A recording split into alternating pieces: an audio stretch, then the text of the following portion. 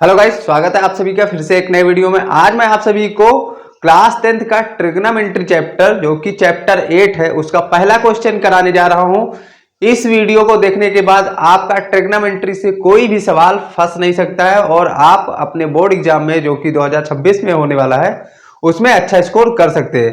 तो चलिए बिना देरी के हम अपना सवाल शुरू करते हैं। उससे पहले अगर आप चैनल पर नए हो तो चैनल को सब्सक्राइब कीजिए और इसको ज्यादा से ज्यादा लोगों के पास शेयर कीजिए जो भी हाई स्कूल की तैयारी कर रहे हैं या हाई स्कूल में है। तो पहला क्वेश्चन है कि in triangle ABC right angle triangle at B, यानी एक एबीसी ट्राइंगल है जो कि राइट एंगल है जिसमें ए की वैल्यू 24 सेंटीमीटर और बीसी की वैल्यू 7 सेंटीमीटर दिया है।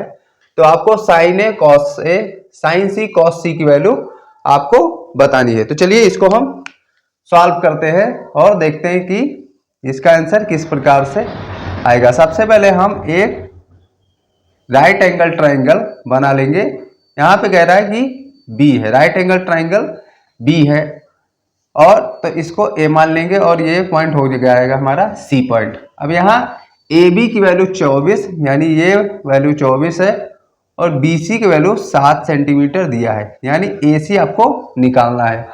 तो AC निकालने के लिए हम इस पर AC स्क्वायर बराबर AB स्क्वायर प्लस में BC स्क्वायर, ये पाइथागोरस का फॉर्मूला है। तो यहाँ पे आप लिख भी सकते हैं कि apply Pythagoras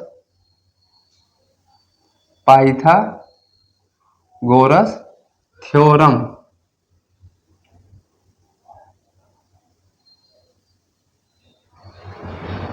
apply Pythagoras theorem. तो AC की वैल्यू आपको निकालना है तो AC को हम AC लिखेंगे। AB की वैल्यू यहाँ 24 दिया है तो 24 का स्क्वायर और प्लस BC की वैल्यू 7 है, 7 का स्क्वायर।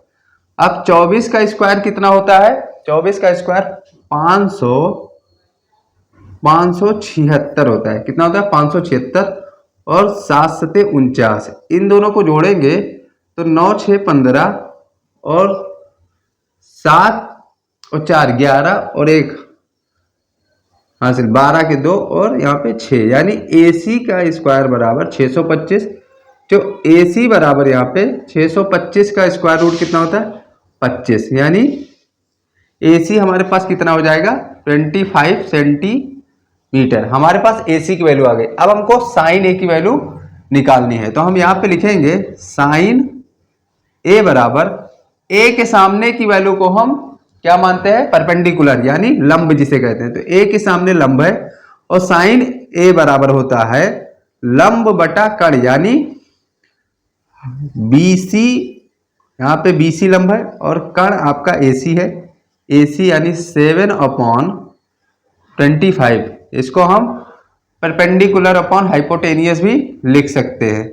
उसके बाद कॉस A, तो कॉस A बराबर, अब अगर ये परपेंडिकुलर यानी लंब है तो आधार ये हो जाएगा तो 24/25, यानी AB अपॉन में AC बराबर 24/25।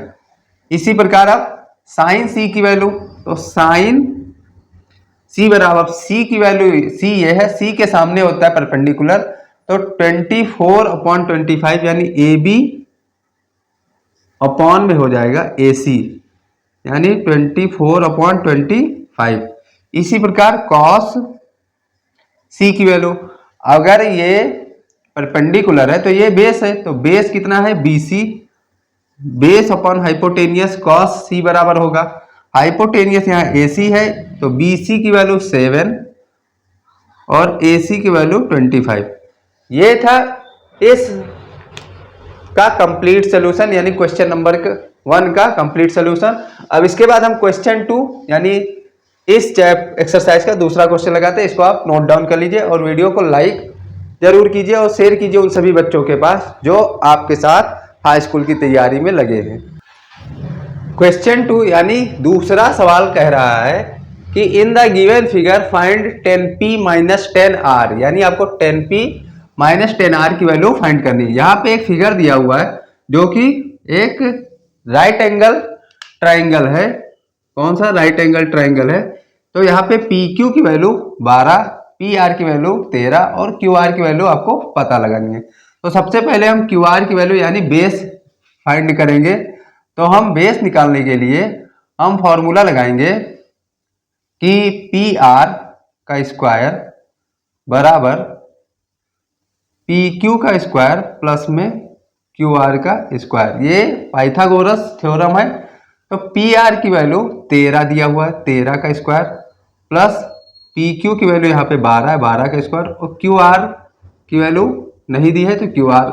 इस 12 को हम इधर ले आएंगे, यानी 12 का स्क्वायर कितना होगा, 13 का तो 169 यानी 169 माइनस इसको इधर लाएंगे तो माइनस में 144 बराबर क्यू आर का स्क्वायर। अब ये माइनस होके यहाँ पे आएगा 25, क्यू आर का स्क्वायर बराबर 25। तो क्यू आर की वैल्यू आ जाएगी, इसका स्क्वायर रूट 5 होता है, यानी इसकी वैल्यू कितनी आ गई, 5 आ गई। तो हम क्यू आर की वैल्यू कितनी लिख देंगे, 5 लिख देंगे। अब हमको 10p माइनस 10r, तो 10p माइनस 10r फाइंड करना है। तो 10p की वैल्यू कितनी हो जाएगी, अब यहाँ p के सामने ये है परपेंडिकुलर, तो परपेंडिकुलर यानी क्यू आर अपॉन, अब लंब बटे आधार यानी परपेंडिकुलर अपॉन बेस, तो बेस हमारा ये हो जाएगा यानी पी क्यू। तो क्यू आर की वैल्यू 5 और इसकी वैल्यू 12। अब इसी प्रकार इसकी वैल्यू 10r की, तो 10r अगर हम फाइंड करेंगे तो r के सामने ये परपेंडिकुलर हो गया, ये कितना हो गया, परपेंडिकुलर हो गया, लंब बटे आधार, ये परपेंडिकुलर, r के सामने की वैल्यू ये है। अब हमको आधार बटे कण फाइंड करना है। इसमें कॉट r की वैल्यू पूछा है, सॉरी यहाँ पे कॉट होना चाहिए, गलती से लिख दिया है 10r, यहाँ पे कॉट r की वैल्यू। अब r के सामने ये हमारा परपेंडिकुलर साइड है, तो पी क्यू कॉट r बराबर आधार बटे लंब होता है, तो आधार यहाँ पे क्यू आर और अपान पी क्यू। अब क्यू आर की वैल्यू कितनी है, क्यू आर की वैल्यू 5 है और पी क्यू की वैल्यू 12 है। अब इन दोनों का डिफरेंस फाइंड करना है, तो हम लिखेंगे 5.12 माइनस 5.12 इक्वल टू 0, यानी इन दोनों का डिफरेंस कितना आ जाएगा, 0 आ जाएगा। ये था इस क्वेश्चन का कंप्लीट सॉल्यूशन। अब हम क्वेश्चन नंबर 3 सॉल्व करते हैं और चलिए देखते हैं उसका आंसर क्या आता है। तो दिया है sin a इक्वल टू 3/4, तो यहाँ पे एक हम राइट एंगल ट्राइंगल बनाएंगे जो कि हमारा इस पर बेस होगा। तो sin a को हम यहाँ पुट करते हैं b और ये c हो गया।